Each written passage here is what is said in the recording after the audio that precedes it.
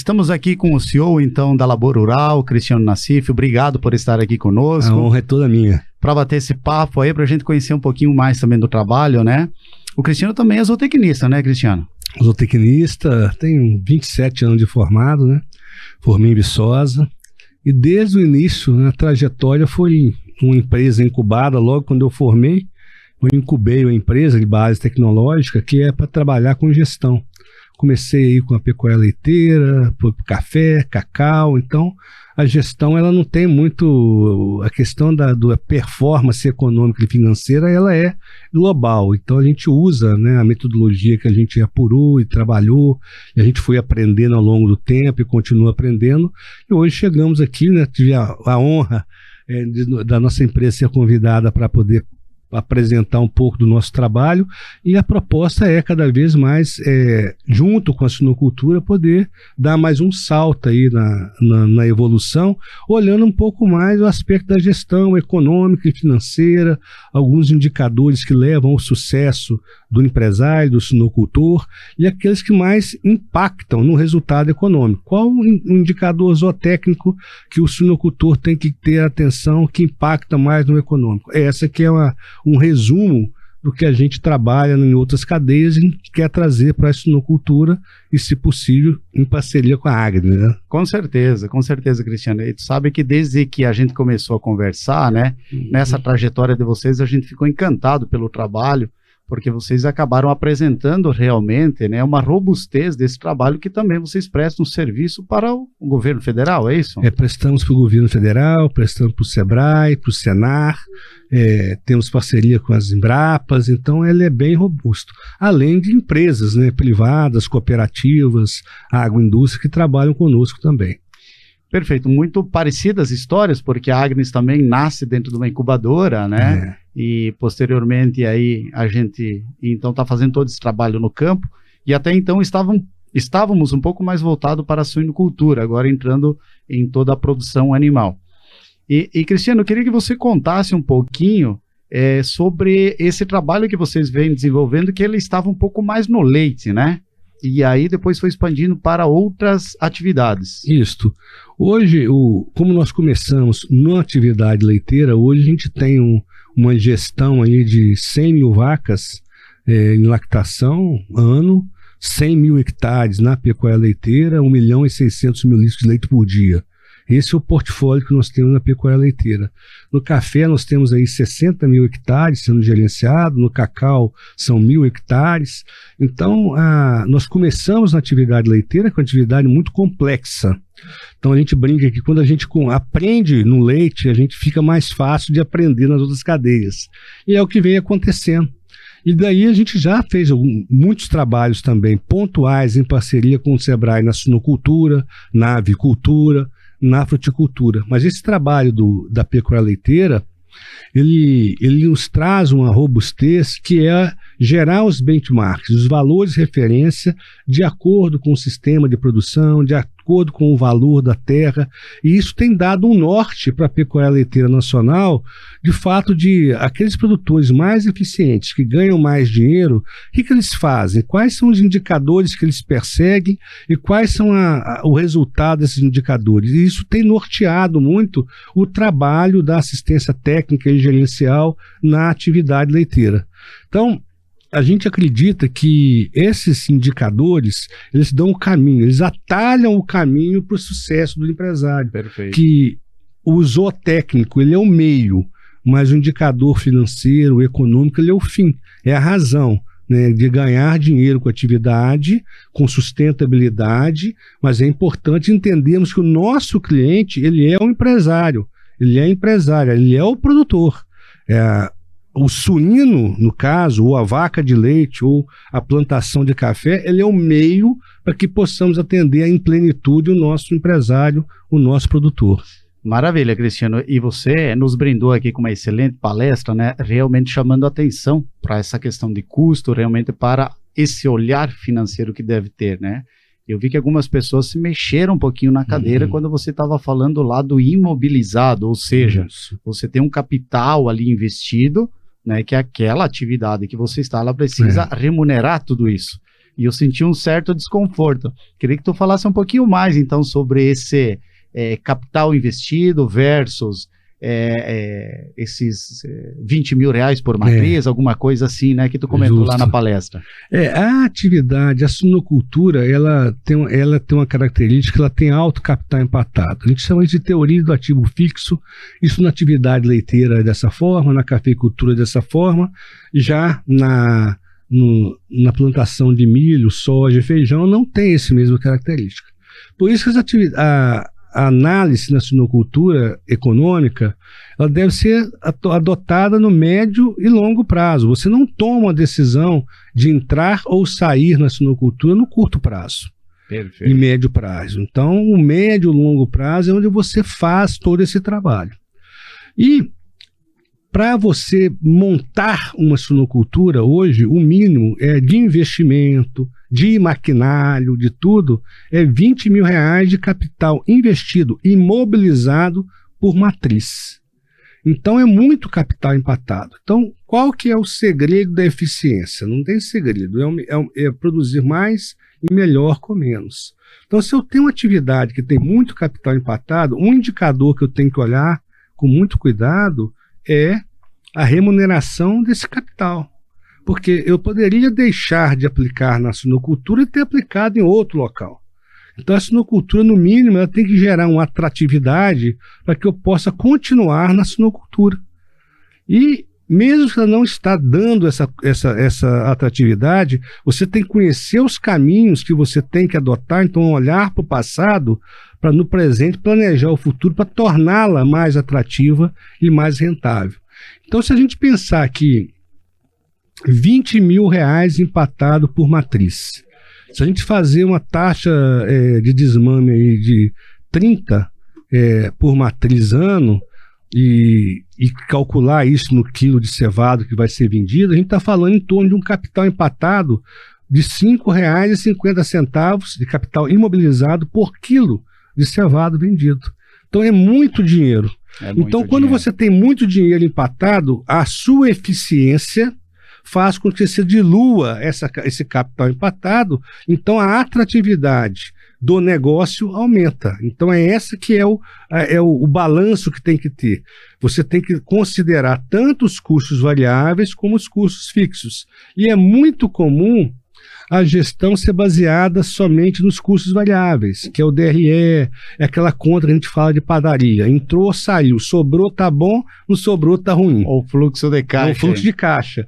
E, na verdade, o fluxo de caixa não considera depreciação, não considera remuneração do capital, não considera a mão de obra familiar, e você leva ao empobrecimento. Então, quando você não considera esses custos fixos, você pode notar que as granjas que vão sucateando, vão diminuindo seu fator de produção, chega uma hora que não consegue mais continuar no negócio, é que houve um empobrecimento no longo prazo, lentamente, que ele não atentou para esses custos fixos e com isso vai fazer ou fez ele sair da atividade porque ele não consegue. Então a suinocultura em constante crescimento, mudança, tecnologia, se ele não se atentar a ter uma reserva e manter essa atualização, uma hora infelizmente ele está tão defasado, tão depreciado, empobrecido no negócio que acaba tendo que sair da atividade.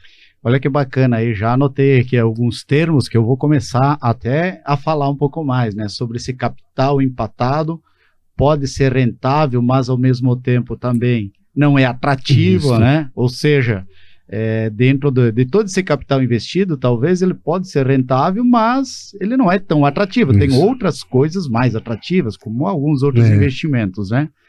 E uma outra coisa que me chamou a atenção aí também, sobre essa questão de rentabilidade, né? Teve um ponto também que você comentou sobre, de 3 partes, que 2 estão da porteira para dentro. Ou seja, muito se fala do preço de venda, né? Mas 2 partes estão na nossa mão, perfeito? Sem dúvida. Na verdade, é uma tríade para qualquer atividade no agronegócio de escala, né? É lógico que tem alguns pontos aí muito de nicho que não entra nisso, mas café, leite, suíno, fruta, é importante custo equilibrado, escala de produção e preço. O preço ele tem 33% da sua importância em determinar o sucesso do empreendimento. Perfeito. Mas 66% está na escala e está no custo equilibrado. E 66% que depende diretamente do produtor e da consultoria que o assiste. Porque o preço, o mercado é soberano. Ele tem que lutar, tem que negociar, mas ele não faz muita coisa. Oferta e procura, mercado internacional, tem várias coisas.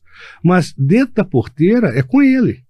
Então, Perfeito. por isso que a escala, você aumentar a sua produção, arrastando com isso, com a eficiência, então aumentar a produtividade, quilos de carne por metro quadrado de benfeitoria, quilos de carne por funcionário contratado, isso aí você está aumentando esses fatores, você está ganhando escala. Aumentar o volume por aumentar somente não resolve, porque você pode aumentar o volume e não ganhar escala. Correto. E por outro lado é custo equilibrado. Para você ter custo equilibrado, primeiro tem que conhecer o seu custo. E quando eu falo custo equilibrado, não é custo mínimo. O custo mínimo é diferente de lucro máximo, não tem nada a ver uma coisa com a outra. Então a gestão ela tem que ser pelo lucro máximo. Nem sempre o ótimo produtivo se equivale ao ótimo econômico. Nem sempre o custo mínimo se equivale ao lucro máximo. E nem sempre a receita máxima se equivale ao lucro máximo. Então, por isso que é importante esse equilíbrio do empresário, juntamente com a sua consultoria, para que ele possa enxergar 3 fatores. Eu quero ter lucro. Lucro eu preciso ter custo equilibrado e tem que ter escala, eficiência, né, que é ainda. Então, esses 3 fatores é que levam ao sucesso, sendo que 2 deles estão na decisão do produtor e do técnico. Então, jogar todo o sucesso ou insucesso no preço é um risco. É um risco muito grande, que para você colocar esse patrimônio todo nisso ali, é melhor você jogar na cena, né? R$5, você está colocando na sorte lá, né? Perfeito. Agora, jogar todo um patrimônio desse na sorte de contar com um preço melhor, eu acho que é muito arriscado para o negócio. Perfeitamente. Como toda atividade, né, ela precisa ser rentável, mas eu tomei nota aqui também, me chamou muita atenção, que acredito aí que quem trabalha mais aí no poder público, talvez isso tenha os números aí na cabeça, mas me chamou muita atenção que a cada quilo de suíno, ele devolve em torno de R$28 na atividade econômica, uma movimentação econômica, né? A cada 1 quilo de suíno é devolvido R$1,21 em impostos. E a cada 1 quilo de suíno são R$5,22 em salários e lucros. Ou seja, em 1 quilo de suíno, olha o movimento que tem dentro de uma micro e, por que não, de uma macroeconomia. Justo.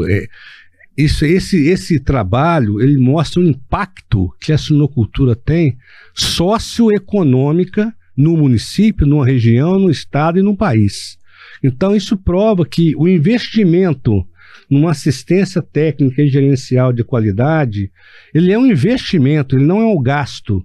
Então, quando você pensa isso para uma cooperativa, quando você pensa para uma agroindústria, quando você pensa para o poder público, o investimento, o apoio, a propulsão dessa cadeia, ela passa a ser estratégica na geração de emprego, na geração de receita, pagamento de impostos. Isso é muito importante. E isso é feito para cada cadeia. E a suinocultura tem um poder de resposta enorme, como foi apresentado aí. Então, apostar em programas de assistência técnica, em tecnologias que levam uma melhor performance do produtor, você está apostando numa evolução socioeconômica de uma região, de uma cidade. Por isso que, estrategicamente, a assistência técnica e gerencial, bem executada, ela devolve para a sociedade todo o investimento que é feito nesse trabalho. Maravilha. Eu acho que esse casamento aí vai ter vida longa, Cristiano, porque você tem utilizado alguns termos aí, a gente fala muito também na parte da gestão aqui zootécnica, né? A gente utiliza um termo aqui do máximo potencial produtivo, você está falando da máxima eficiência, né? Financeira e econômica, ou seja, aí nós vamos ter realmente a questão de produtividade e a questão da econômica, né? Isso. E acredito que a gente vai ajudar aí muitos suinocultores, né, a muitas propriedades realmente a refletir, porque infelizmente nós temos uma cultura que a gente deixa ela na mão do outro, né, para gerenciar. Essa é a nossa cultura, a gente não aprende muito lá na escola e acaba aprendendo no dia a dia, né? Então tenho certeza aí que muitas pessoas estão super interessados em saber um pouco mais sobre isso, né? Como o pessoal já veio nos procurar aí para dizer, ó, quero ter acesso a esse tipo de serviço. Cristiano, indo para a parte final aqui, estamos muito agradecidos aqui pela tua presença, também pela tua palestra e também por esse bate-papo aqui, mas para finalizar, é a primeira vez que tu tá num evento aqui da Agrinis, né, no Agrinis Next. Essa tua interação que teve durante o dia aí, como é que foi? Foi bacana com o pessoal? Um público um pouco diferente, talvez, do que você estava acostumado? Sem dúvida, Salvador. Para mim foi uma honra muito grande o convite. E ontem à noite eu participei da premiação. E hoje, o dia todo, evento fantástico, palecionistas de peso. Mas mais do que eu observar os palestrantes, eu observei o público. Perfeito. E é um público diferente. É um público diferente do produtor de leite, ele é diferente do cafeicultor, do produtor de cacau, do pecuarista de corte e do avicultor. Então, é uma característica. Eu vejo que é uma idade média mais baixa, então isso é um fator positivo para a cadeia. Nós temos aí em outras cadeias, como o leite, um envelhecimento muito grande. Você nota já uma sucessão familiar dentro da suinocultura. Perfeito. Isso tudo conspira a favor de que há uma abertura para a solução dessa dor. Agora, o que é comum em todas as cadeias é essa dor da gestão econômico-financeira. E isso não é culpa só do produtor. Eu não disse na apresentação, mas isso é culpa da nossa formação como técnico. Isso não é explorado dentro das academias. E com isso você sai, ou o professor de mestrado e doutorado que já tem na academia, ele reproduz o que ele não aprendeu, você coloca um técnico que também não deu ênfase isso na sua formação, sempre no zootécnico, e acaba transmitindo isso para o produtor. Então vai deixando de lado essa parte de gestão econômica e financeira e acaba que chega um ponto que a eficiência zootécnica somente não responde às dúvidas do produtor.